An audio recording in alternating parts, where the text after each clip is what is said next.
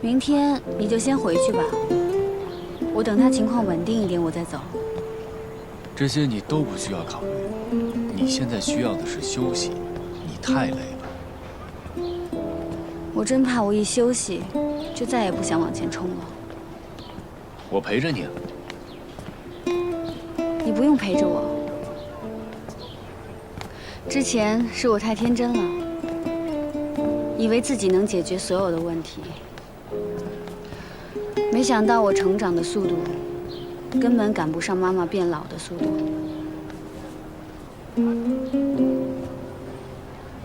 这都是自然规律，你已经做得很好了。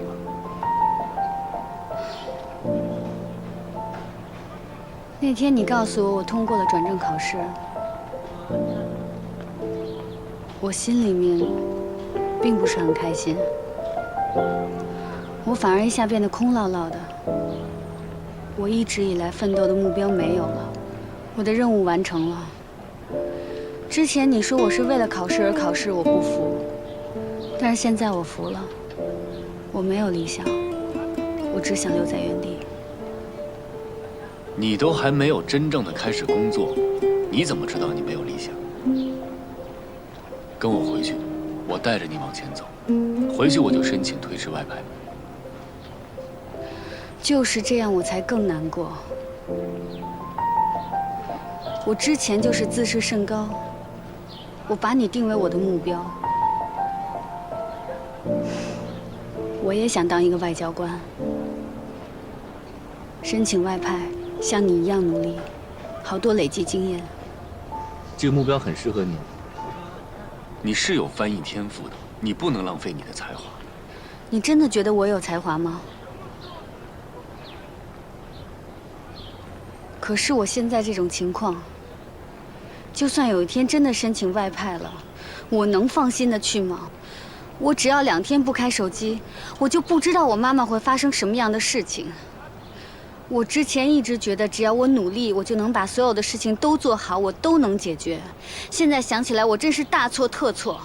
这些全部都是外在问题，一切都可以想办法解决的，而且伯母的身体一定会越来越好。你不要这么极端，悲观起来就觉得所有的困难都无法解决，乐观起来又觉得你能成为一名优秀的翻译官。你记住，现在你不是一个人在战斗，我是你的导师，我会陪着你一起克服困难。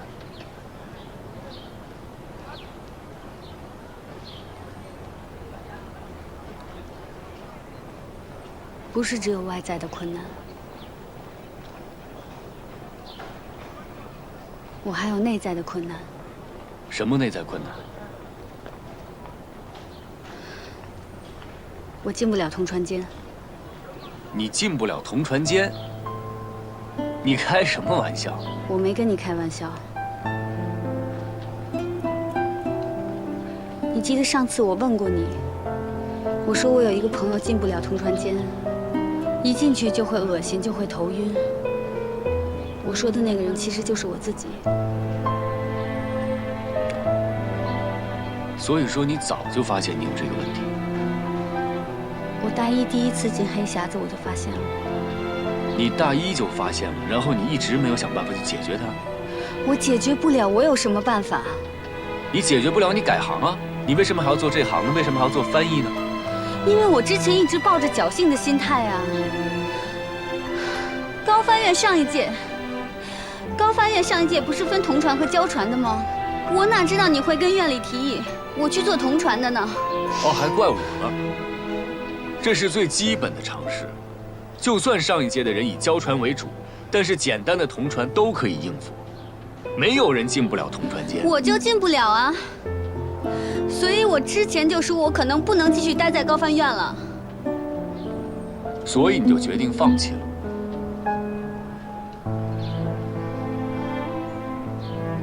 看来你跟我想的一样，你就是一块扶不上墙的烂泥巴。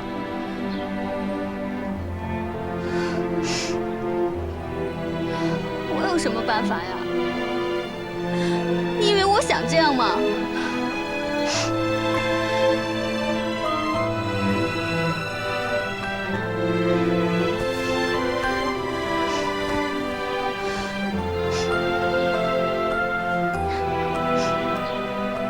把眼泪擦了。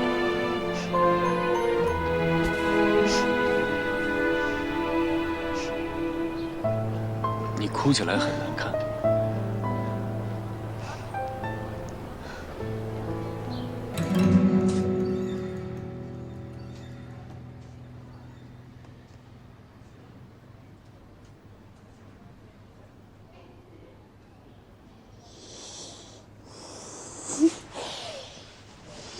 醒了。我怎么睡着了？昨天晚上你一直在哭，哭着哭着就睡着了。我看你睡那么香，也不好打扰你。你没叫醒我。姐，客气什么呀？医生，医生，怎么样？术后情况良好。如果患者不是年纪大，脑部又动过手术啊，我们都不考虑全麻的。啊，你们在这陪了一夜了，也累了，去吃早餐吧。谢谢啊。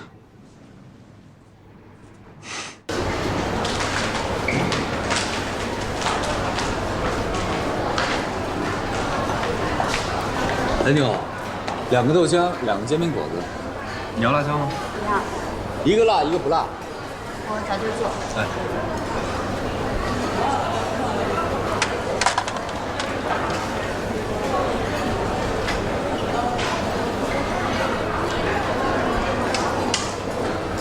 这是不辣的。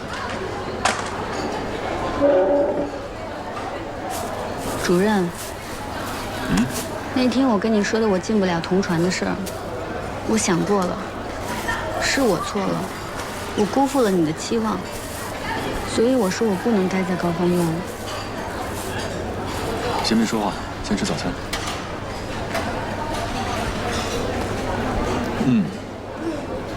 好喝，还不错。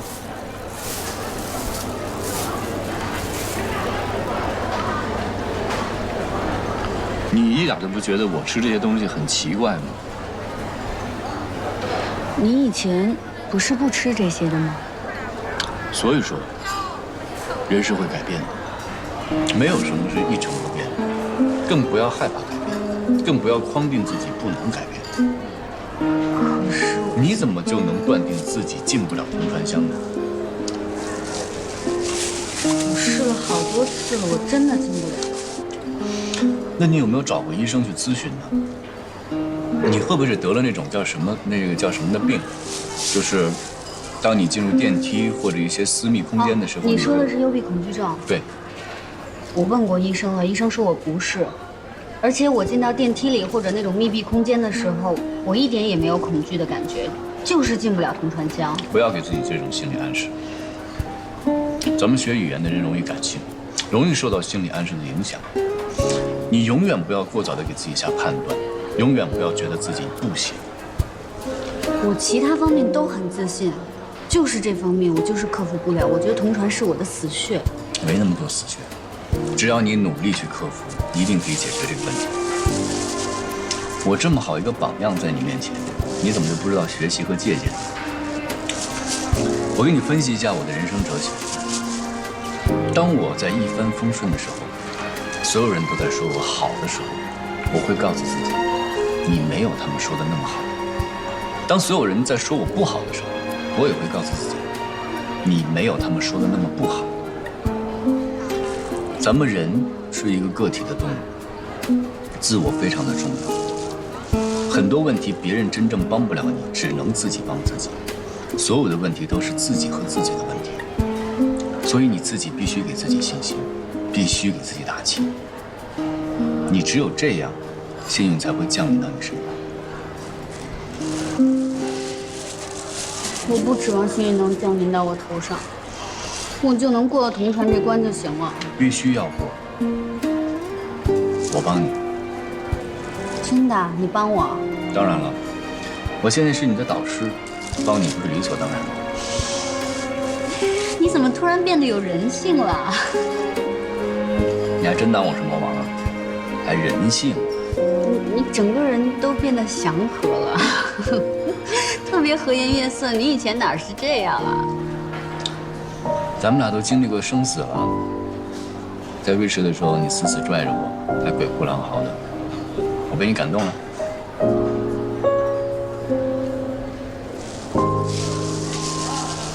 救命啊！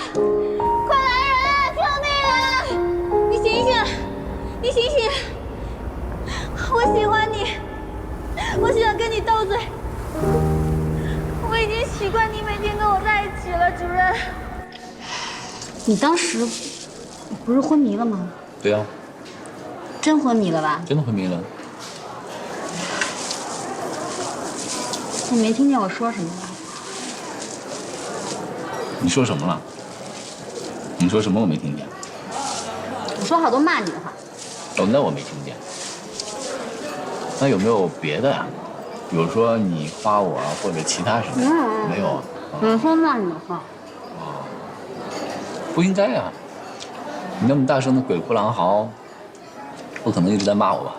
就是在骂你啊！你怎么知道我鬼哭狼嚎了？哎呦我去！你怎么了？哎呀，胳膊抬不起来了，身上疼。昨天晚上给你做了一晚上的人工靠枕。你昨天还以为我靠着栏杆睡呢。有这么帅的栏杆吗？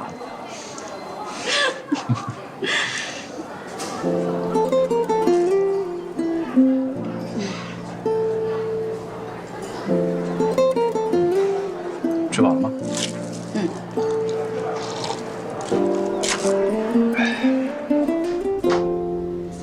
妈，别吵别吵，你躺着休息会儿。你昨天睡得怎么样？挺好的。菲菲，你去问问医生，我是不是可以出院了？你不能出院，你刚做完手术，你需要休息。我替医生回答你了。你这不走，程主任也陪你一块操着。你好好休息，其他的事情你不要想，我很快就回去了。菲菲，你不是答应妈，等妈一做完手术进工作去吗？妈，您躺好了，我现在就走，眼不见为净啊。哎，您躺好，乖，听话，我这就走。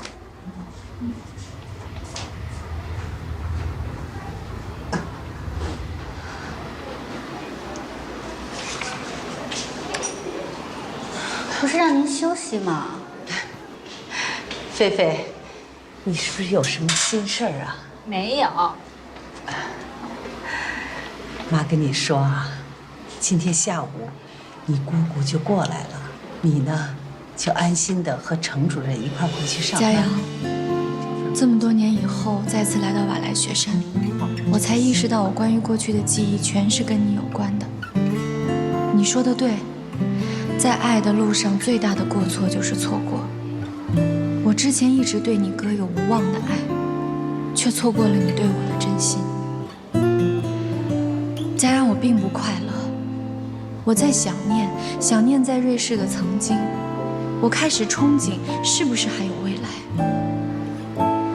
佳阳，我想看看我们俩到底会不会错过，所以我写了这张字条。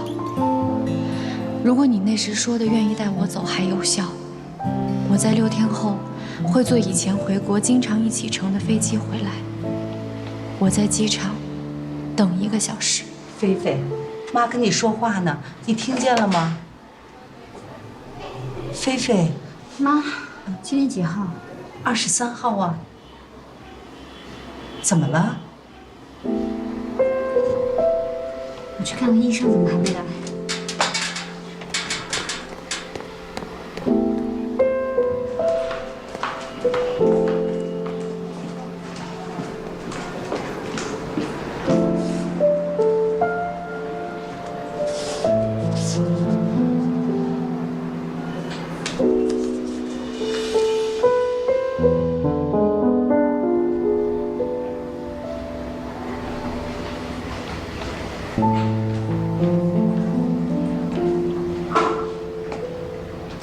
我不知道阿姨喜欢吃什么，各样我都买了一点儿。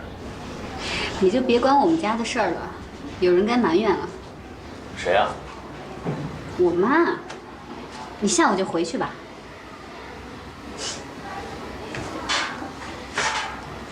我已经联系了家政公司，找一个保姆照顾阿姨，钱钱我先帮你垫着，你年底发奖金了还给我。昨天你说的问题，可以解决。不用。下午我们家就有亲戚过来了，你等会儿回去的时候慢点开车，别超速。谁说我要走了？要走一起走，我可不能看着我带出来的唯一实习生轻易倒下。回去我就跟田主任申请延缓外派。不用。就这么定了，荣辱与共。人在等你呢。谁呀？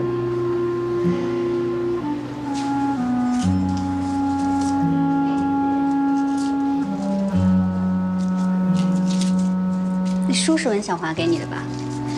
书里面加了这个。你等会儿坐火车回去比较快，车你就停在火车站，我找人帮你开回去，我就不送你了。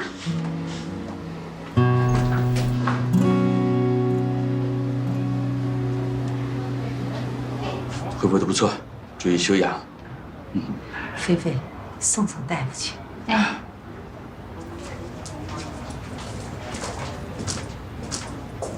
谢谢您。不用客气，有什么问题随时叫我。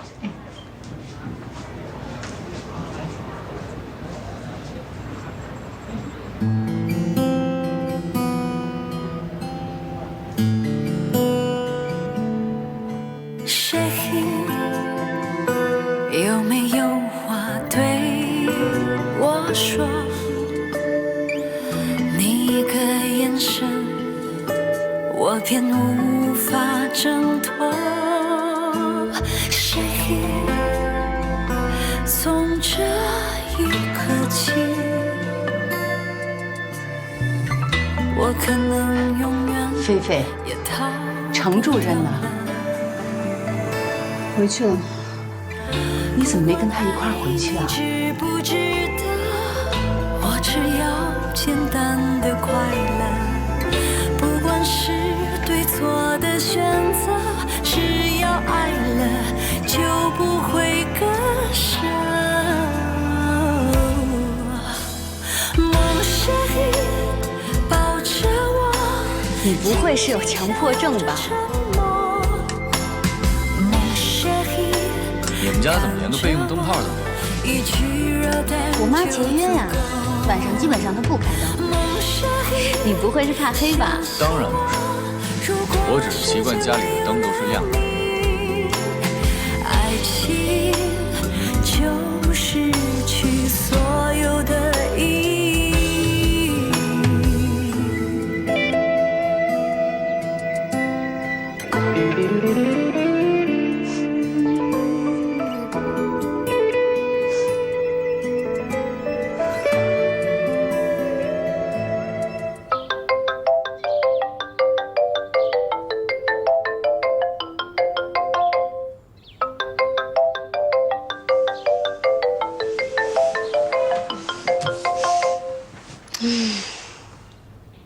你是乔飞吗？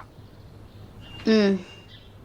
哦，我是火车站停车场的，有一辆车，车主留了你的名字，车号短信发给你了，带着身份证来取啊。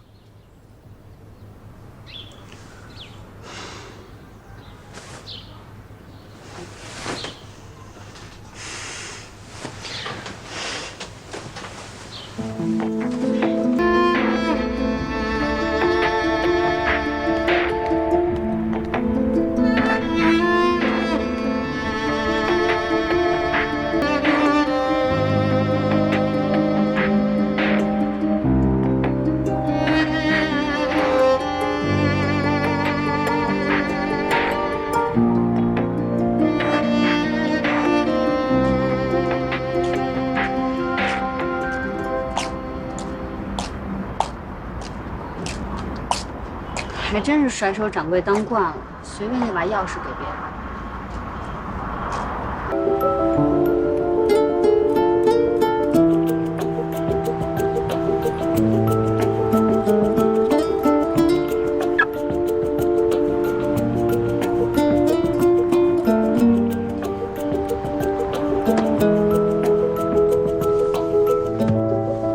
自己去找文小华了，把车丢给我。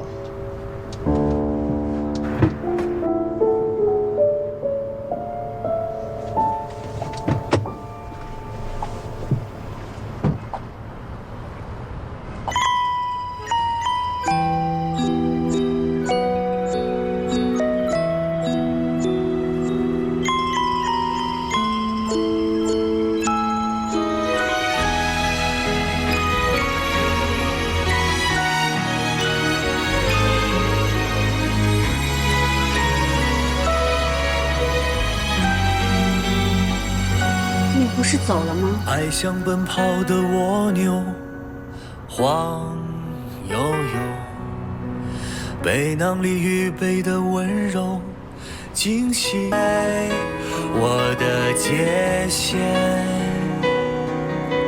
你是我的终点，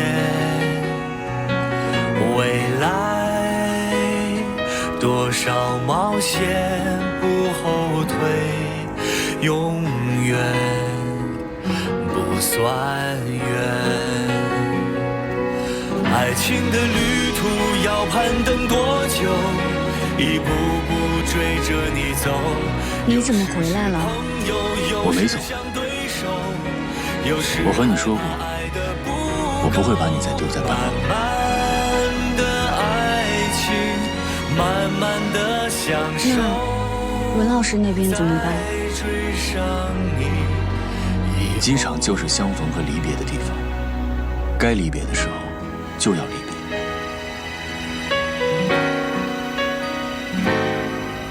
你真的不介意之前我和你哥，还有我可能进不了高翻院？好了，别人的事儿我们都别管了。你现在只需要告诉我，你愿意和我在一起。你是痛点，再不愿停留在原地，一圈我愿意一圈，等等我去追你的时间。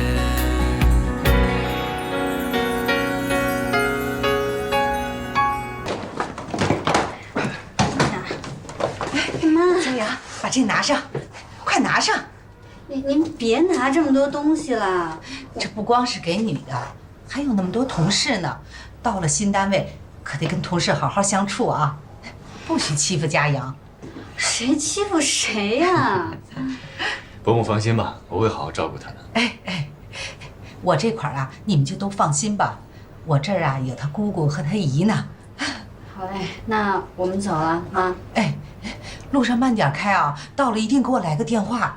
放心吧，伯母。你放心吧，走了。伯母再见。哎，再见。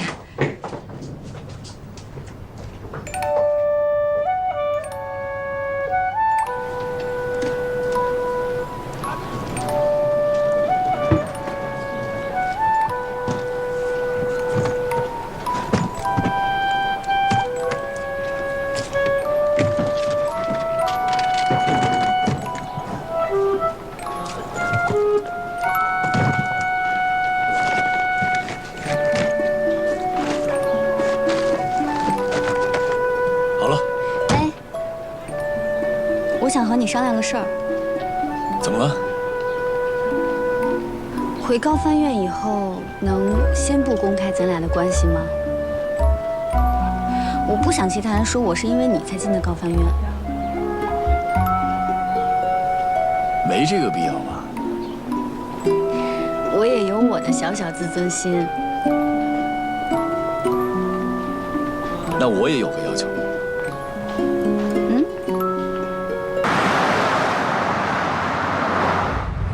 哥，我刚刚回了上海，明天你有时间吗？有些事儿我想跟你当面说清楚。我和乔飞在一起了，我们俩很幸福，我希望你能祝福我们。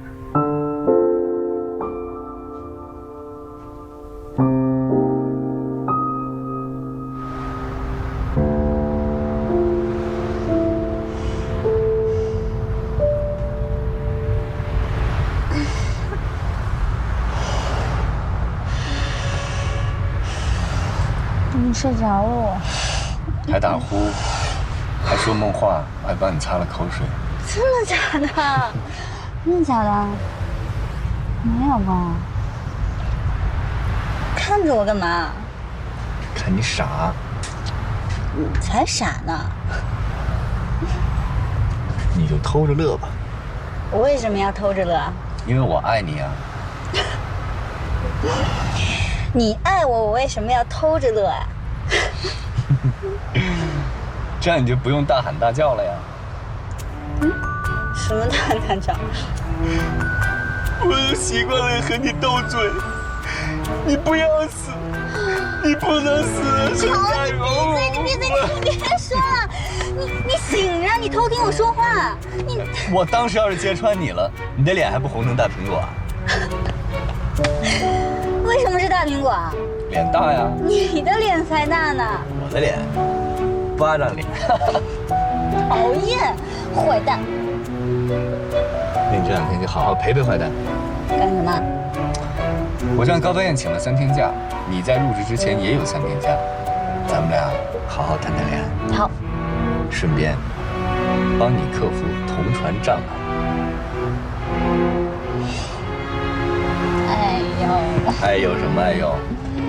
哎呦，不许哎呦！你真的要好好学同船，你不好好训练，学了。我作为你的导师，我说话哪有自责？没有，我要好好开车。开车。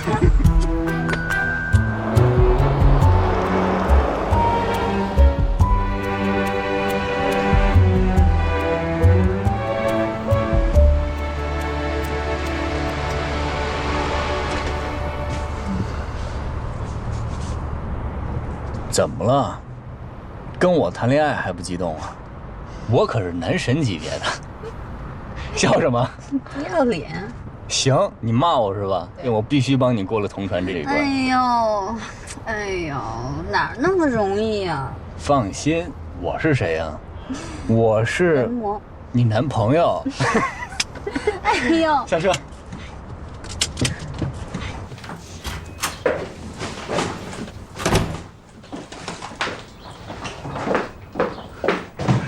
等一下，先别进，我们家肯定被抢劫了，先报警，别破坏案发现场。就你们家有什么好抢的？我先上个厕所。你别，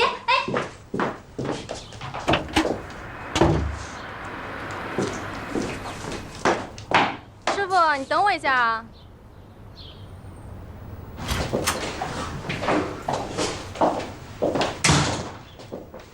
哎呦喂，宝贝儿，你可回来了！我告诉你好消息，我要演女2号了，这可一下连升2级呢。这么厉害，旭东给你介绍的？靠他，我连女4号都保不住。10号天，这回我也来姐姐。我这男朋友靠谱不？靠谱。那你这次好好把握机会，加油！那是必须的。现在对于我来说呢，只是一个起步阶段。我现在呀，电影、电视剧都在洽谈之中。更重要的是，我现在有了自己的助手，而且这部戏的定金已经打到账上了。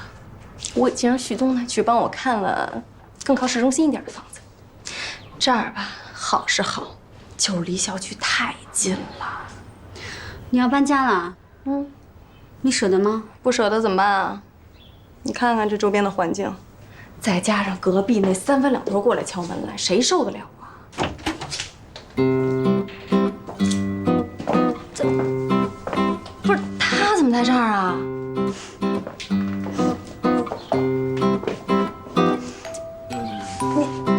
你们俩好了？什么时候事？你怎么早点跟我说呀？现在不能说呀，他是我高翻院的领导啊。那倒也是。你过来，我问你2件事。高佳明怎么办啊？一时半会儿解释不清楚。你不介意他俩关系啊？行了，佳怡，不用操心了，我不会让乔飞受委屈的，所有事情我都会处理。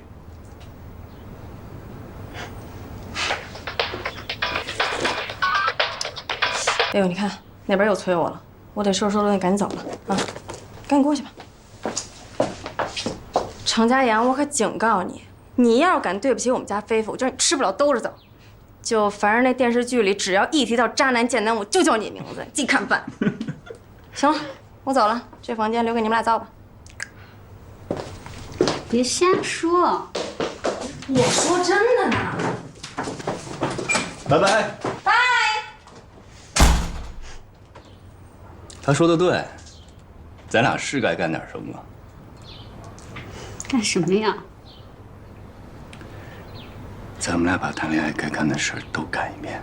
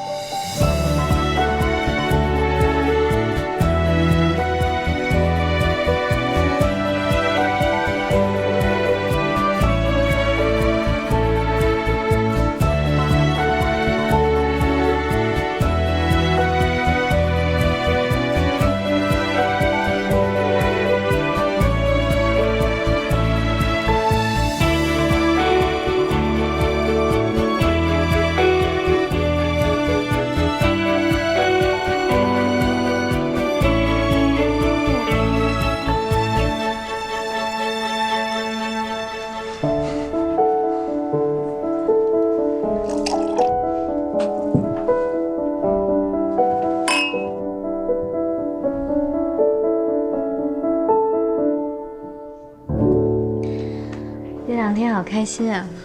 我也是，我好像从来没有这么放松过。原来喜欢一个人是这种感觉，什么都不说，什么都不做，在一起就很高兴。还有一件事，我必须要走。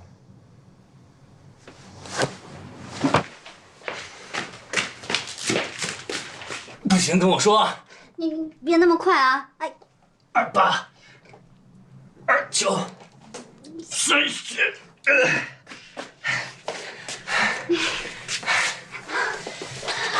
你每天都这样练啊？当然不是了，我跟谁练呀？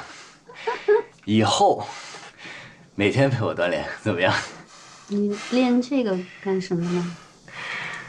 为了保护你。再来一组啊？行吗？来。好，莫雷已经同意了，等设备运回来，马上就可以手术。好，再见。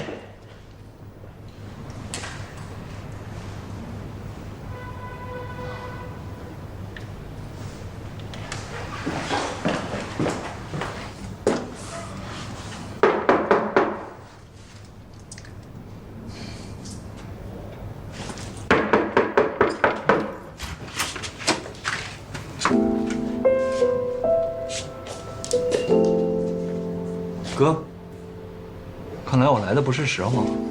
现在说吧。哥，我本来是想来给你们送祝福的，可我实在说不出口。我不想求你的祝福。佳阳跟我说了你们的关系，我只希望大家以后见面不要太尴尬。太尴尬？你现在不觉得尴尬吗？前后跟我们兄弟俩谈恋爱。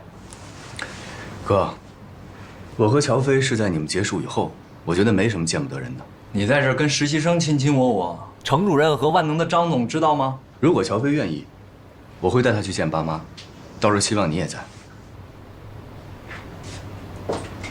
心真大，这么快就把你小花姐给忘了？我说你是不是傻呀？他踩着你脑袋往上爬，你看不出来？他拿你当梯子呢。别缠着我弟弟了，程家的钱他做不了主。哥，你这么说有意思吗？他妈妈有很重的病，你知道吗？他家那个烂摊子，你知道吗？我已经见过他妈妈了。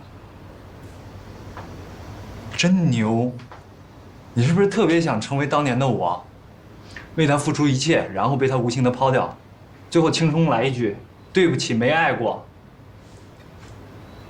无耻！对，伤害别人感情的人就是无耻。小华呢？她等了你那么多年，你爱过她吗？还记着你小华姐呢？你们两个还真的挺配，一个用感情换钱，一个用感情度过失恋期，你们两个一起过吧。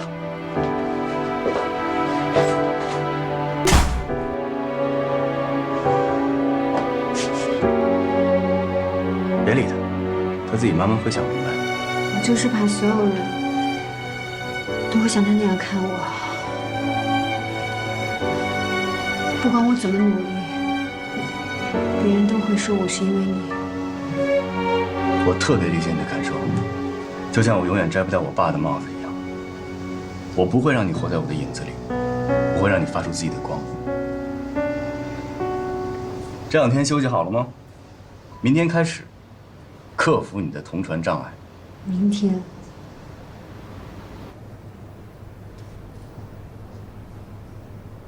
这是。我找朋友借了这间国际会议中心的同传会议室，这里没别人，就我们2个人，而且这也不是高翻院，没有人认识你，所以你不要压抑你自己的感受。翻译过程中有任何的不舒适，让它尽量自然流露。我们要找到问题的根源，才能对症下药。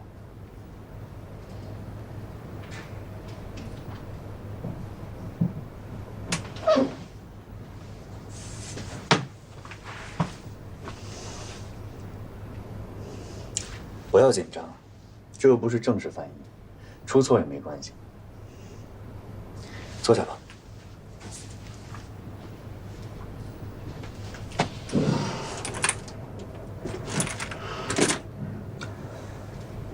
别紧张，调整下呼吸。我关门了。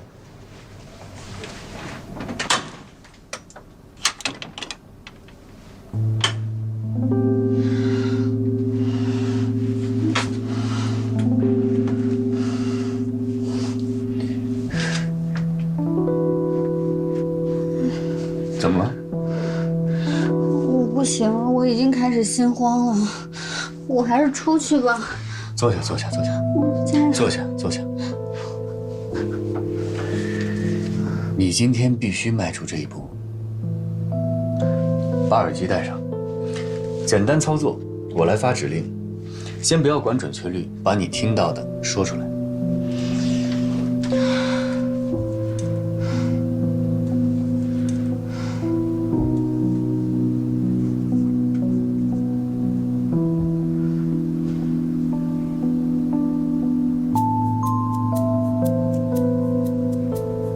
La coopération entre la Chine et la Suisse profitera non seulement au pays, mais au monde entier, a déclaré le Premier ministre chinois dans son discours jeudi à l'occasion du sommet économique sino-suisse à Pékin.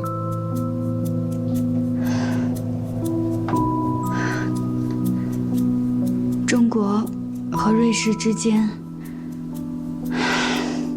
不仅仅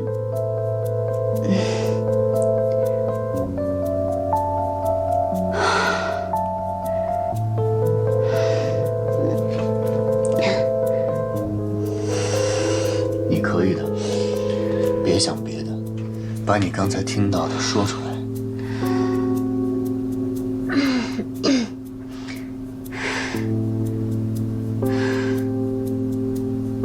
总理在北京。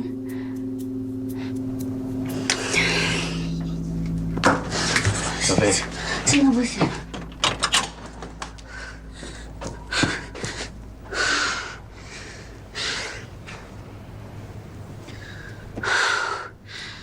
我觉得我真的进不了同传监。没事儿，啊，我们一块儿想办法。没事儿。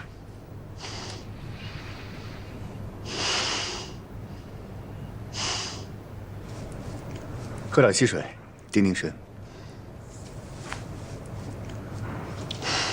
我算是见识到了，你还真是怕这个箱子。刚才我看你气儿都喘不过来了。我没骗你吧？我还真希望你骗我。但不管怎么样，我们都要想办法去解决这个问题。你能告诉我你心里的感受吗？什么心理的感受啊？因为我觉得你在同传乡里，不是生理过敏，是心理问题。你能不能告诉我，你走进同传乡里，心里到底是什么感觉？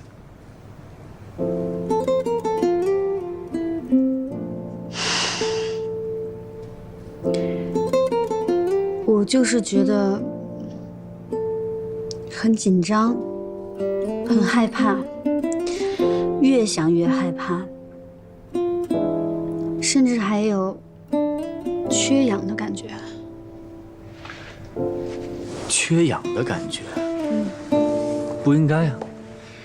你刚进同传乡的时候，我观察了，你没有缺氧的迹象。要不这样，咱们再来一遍，我给你量心跳。佳燕，我求你了，我真的不想再来了。为什么？因为我就是做不到啊！我尝试一次就失败一次，我真的不想在你面前一次又一次承认自己的失败。但是我相信你一定能克服。我克服不了，我就是进不了同传乡，可以吗？不可以。我作为你的导师，还有你的男朋友，告诉你，不可以。就这么点困难，你就放弃你翻译官的理想了？不可以。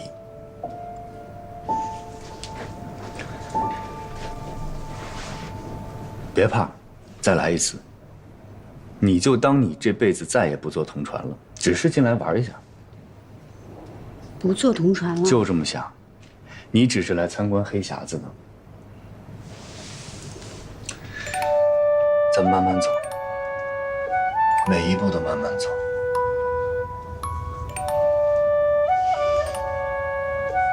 告诉我现在你心里的感受，有没有什么不舒服的感觉？还可以。如果有不舒服的感觉，随时告诉我。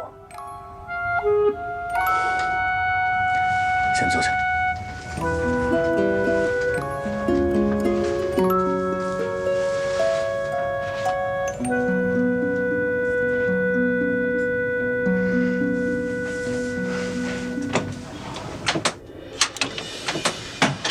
张扬，怎么了？不行，我受不了同船间里的一切。先别着急，先别着急。这样吧，咱们先想办法克服掉你的视觉障碍，跟我来。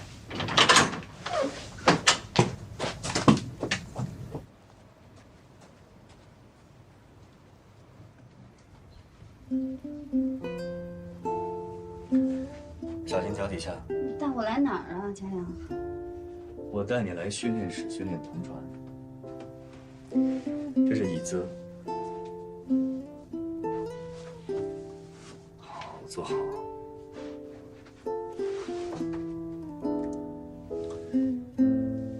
戴上耳机。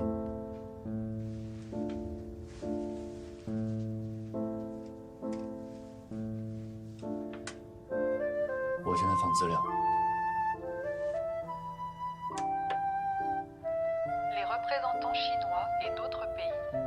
中国常驻联合国瑞士办事处以及其他国家组织代表出席。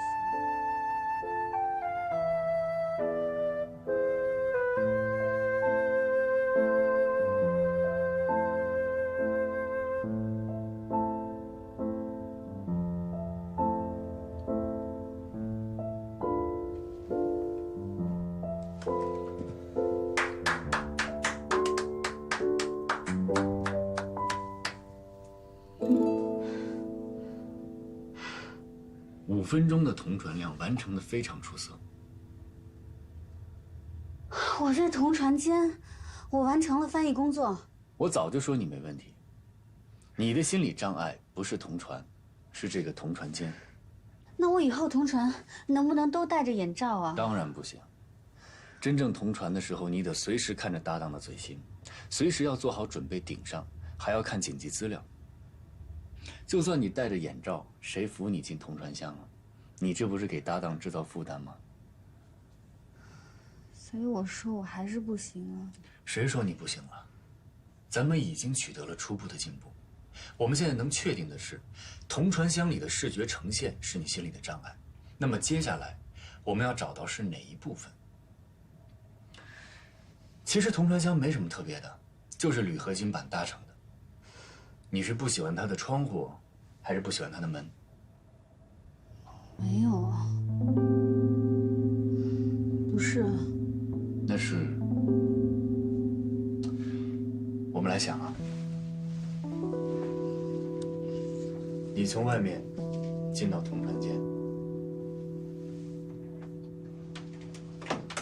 关上门，插上插销，然后坐下。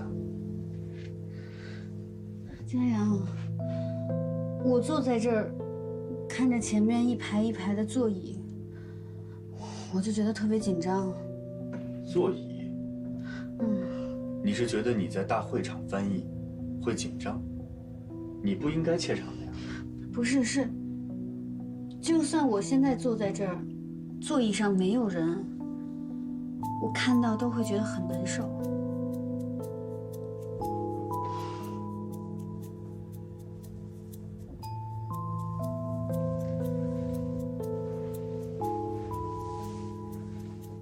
咱们别着急，一步一步来。困扰你这么多年的问题，怎么能这么轻易就解决了呢？咱们再来。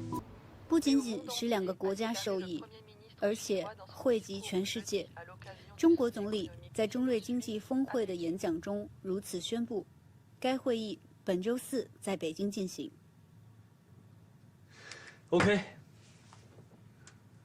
我找到问题的根源了。你就是不能看见会场，这个问题好解决。可是同船怎么能不看会场呢？我要关注发言者的反应啊！你看，你又着急了。一会儿脆弱到觉得自己根本进不了铜川乡，一会儿又想马上解决问题，哪那么好解决啊？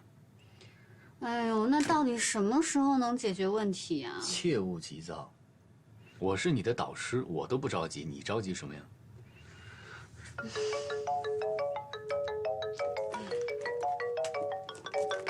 田主任，接啊。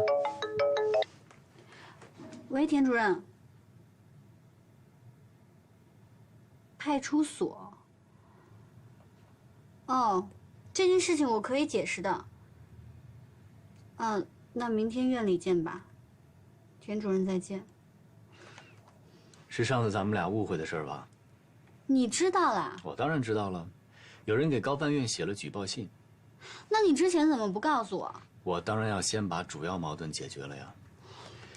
OK， 现在我们已经知道影响你进铜川乡的元凶了，那接下来我们就慢慢的解决你心里的障碍。至于举报信的事嘛，赶紧去找田主任解释一下。哎呀，你说我怎么样一转正了，这么麻烦啊？好事儿多磨，别担心，明天我陪你一起去田主任那儿。走吧，今天就到这儿了。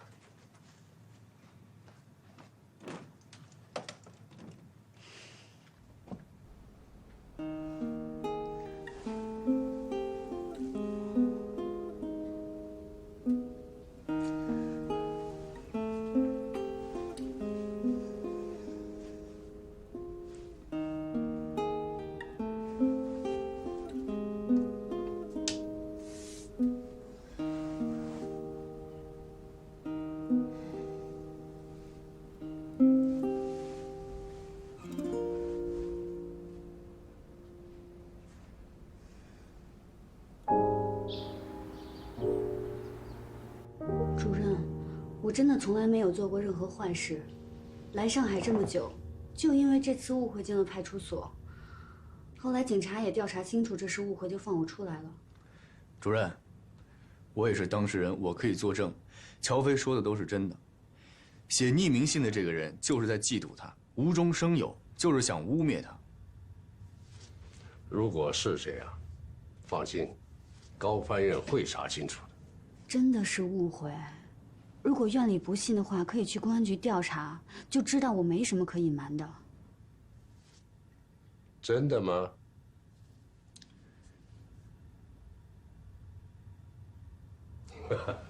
乔飞啊，请你来解释举报信的事儿，不是因为我们不信任你，而是需要对高番院的正式职工的人品素养有一定的了解。正式职工还没听懂啊？转正了呗！恭喜你啊！这回啊，要求特别严格，层层筛选。陈家阳他们组只有3个实习生转正，你一个，杨艳一个，吴明一个。真的，我们都在一组啊？对，今后你们和陈家阳、李雷、韩梅梅在一起，今后的工作任务啊，交船和同船并重，你有没有信心？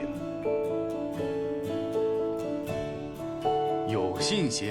哎，家阳，我问乔飞的又不是问你，现在他不是你的实习生了，是你的同事了，得尊重人家的意见。同志表个态。乔飞啊，交船同船并重，你有信心吗？主任，我会努力的。好，我们高番院就需要你们这样的新鲜血液。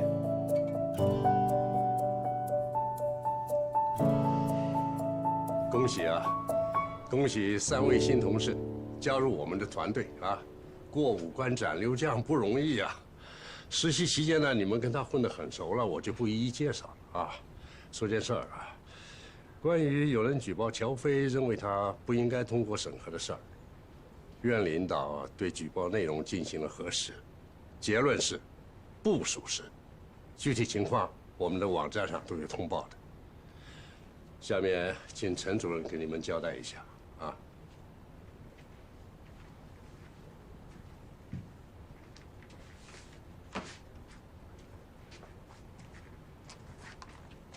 第一条，工作第1年，主要提升业务水平，不许出去接私活。其他的我想到再告诉你们。小飞，把会议录音整理出来翻译给我。你们2个把这些翻译完，互相校审过以后交给我。我们怎么做？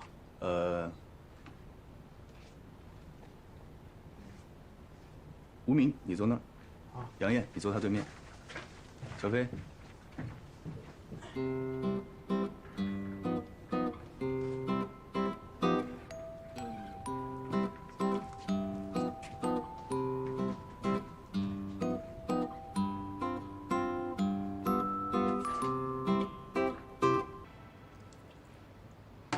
这撒谎的最高技巧就说真话。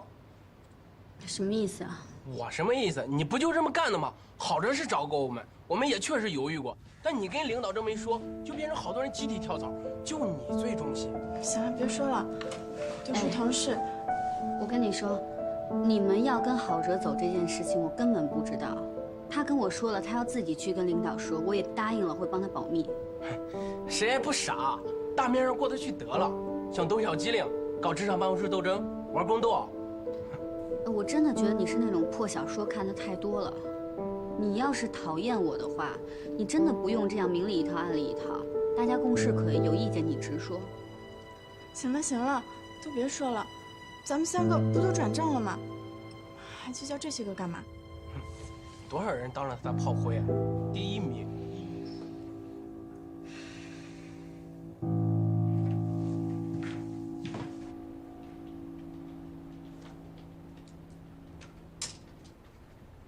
喂，我先撤了啊。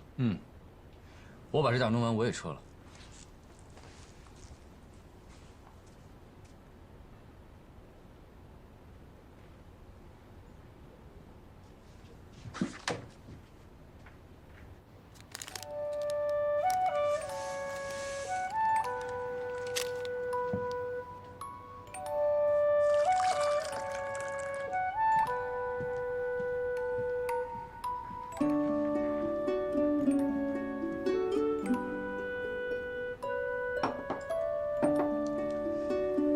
又喝冰的，我就想清醒清醒。等会儿把这杯药喝了，暖暖胃。怎么样了？差不多了，我最后再调整一下这个格式，检查一下单词拼写就好了。我肯定还会再看一遍的，你不知道吗？我知道，我前面做的仔细一点，以后你就轻松了嘛。第1天工作感觉怎么样？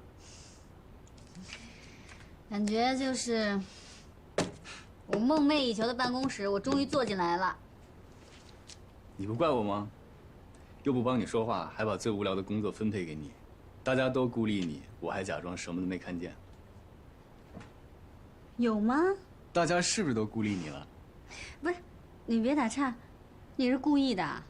哎呀，避嫌嘛，我对你只能比对别人更苛刻。我本来以为我进来就轻松了呢，怎么还是困难模式啊？天才模式，适合最有能力的人就是你。你是不是还把最差的位置留给我了？你看他们坐的那么靠里面。是这样的。你知道为什么吗？为什么？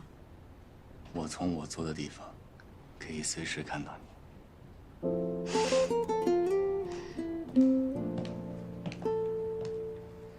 佳阳，下班了吗？小华，你回来了。小华姐，乔飞也在呢。当然回来了，不然我还一直在机场等了。你现在忙吗？不忙，你坐呗。我想跟你单独聊聊。哦，那我先回去。那主任，那个初稿，我明天发给你好吗？行，你路上小心啊。哎，小心，别电到。你们俩。哎。哼。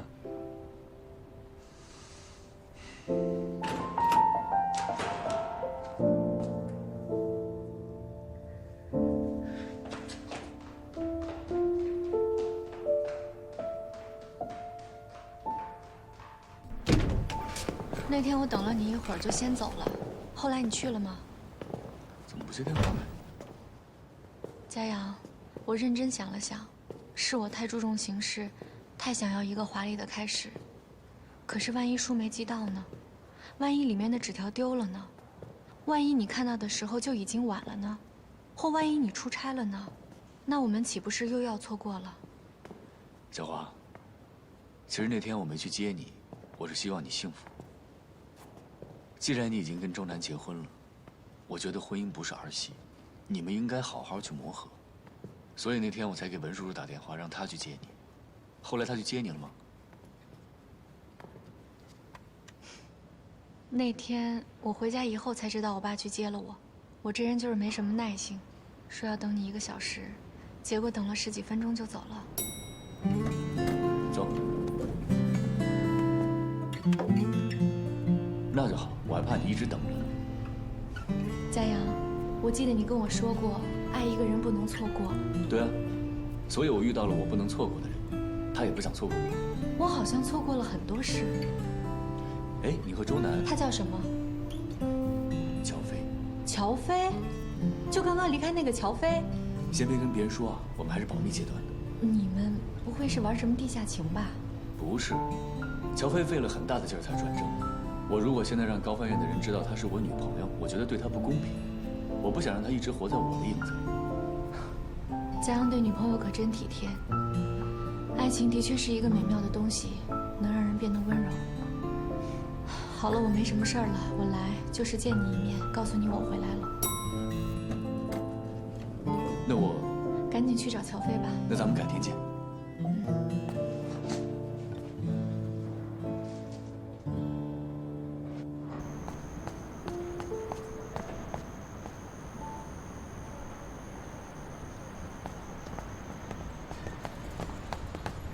跑得还挺快。我还可以走得更快。为什么自己走了？小华是可以知道的，咱们不用瞒着他。可能我是习惯了吧，不是说好先不让高发院的人知道吗？而且每次见到文老师，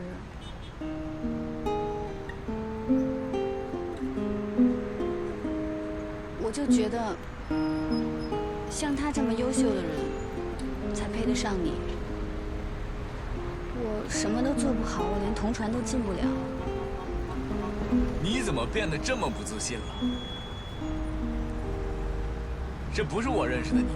我认识的你是非常自我感觉良好的。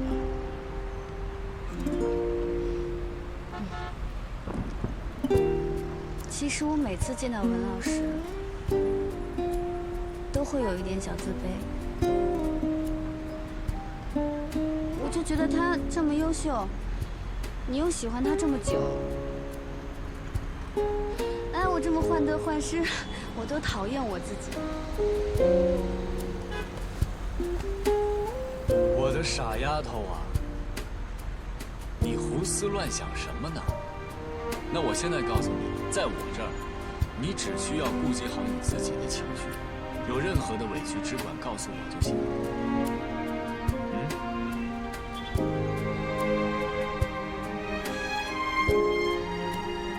明天我就打算回家里告诉我家人你的存在。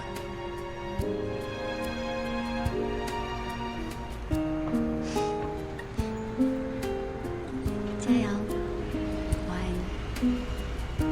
什么？你说什么？我没听清楚。刚才车吵了一下。哎呀，你再说一遍吧。哎。我要是没听错的话，你刚才说的是程家阳，我爱你是吗？我什么都没说。你骗人！你在骗我！你骗人是小狗啊！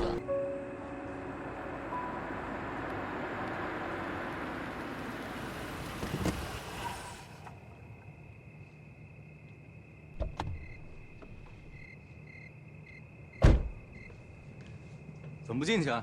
等你，我来了，走吧。哎。给你提个醒，别跟你爸提乔飞，别把他带进家，别给自己找事儿。你是在替乔飞考虑吧？不用你操心，我有我的安排。进去吧。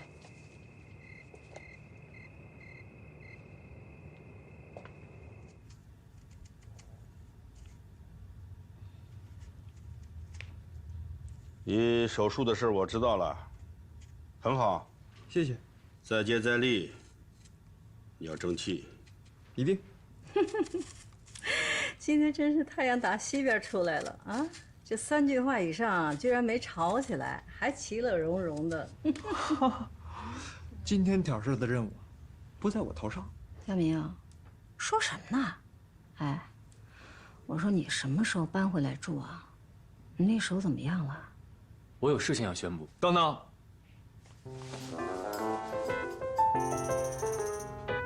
背着。倒水去。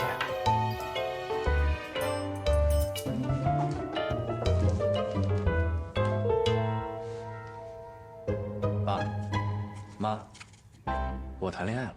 哦，谈恋爱了，好啊。那个对象是干什么的？法语翻译。法文翻译。他叫乔飞。乔飞。乔飞是吧？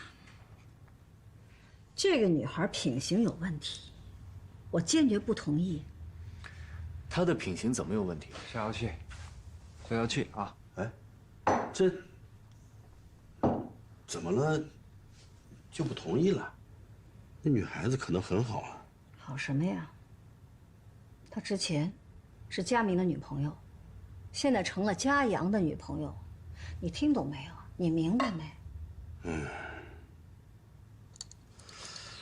哎呀，这个嘛，是得慎重考虑。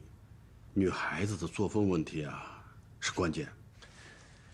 爸妈，你们听我说，首先，我和乔飞好的时候，我并不知道他和我哥有过感情。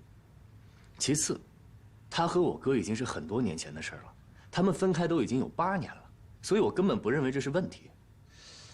哎呀，这事儿我觉得啊，只要你们3个人都说开了，其实也没什么。我持中立态度，我不是老封建。这不是老封建的问题，这个女孩就是在利用我的2个儿子。之前佳明就是为了她，把好好的专业给放弃了，哎，非转换了专业。现在呢，他又冲着佳阳去了，为什么呀？不就是要进高翻院吗？不就是冲着你的大名吗？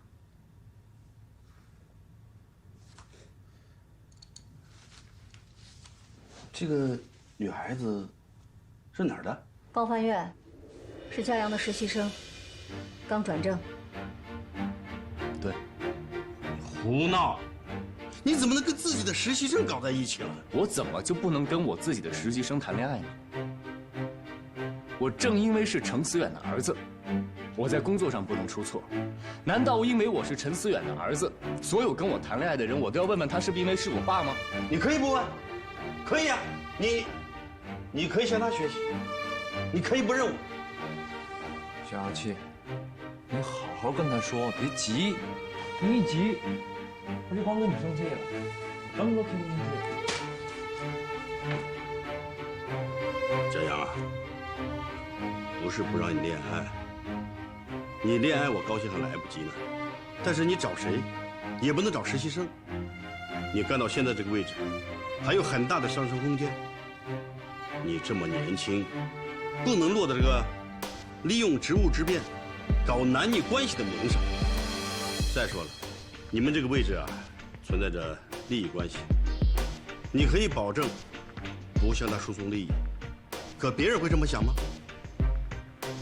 爸，我会很谨慎地处理这个事情，但是我不能因为我做了这个工作，我就放弃我爱的人了。那你为对方着想了吗？啊，打从他进来就顶上一个是程家阳女朋友的名字，就是他干出再多的成绩，别人也会联想到你。我们顾不了这么多，我顶着您的名字，不也走到今天了？那不一样，我是你爹，你背着我这个包袱走得再远，你不能恨我，可他呢？如果你们分手呢，还要不要在一起共事啊？在一起怎么共事？要么你辞职，要么他换工作。鱼和熊掌不能兼得。我是不会放弃，必须放弃。凡事都要以工作为重。那是你的决定，不是我的决定。为什么全家人都要听你来做决定呢？我妈因为你辞职，我哥因为你改了志愿。我从小到大活着的意义就是不要给你抹黑。您是太阳，我们所有人都要围着您转，您可以发光发亮，我们必须待在黑暗里吗？哈哈，看来不止我一个人有这个想法，只是我最先说出来而已。好，要话语权，是吧？好，如果你们不按我说的办，都给我滚！干嘛呀，老陈？你发这么大火干嘛？有事咱们慢慢商量。佳阳，你不对啊！你这态度，赶快道歉，给你爸道歉。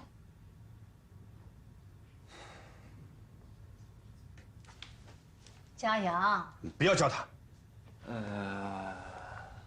我和他不一样。我下个星期还来哟。去。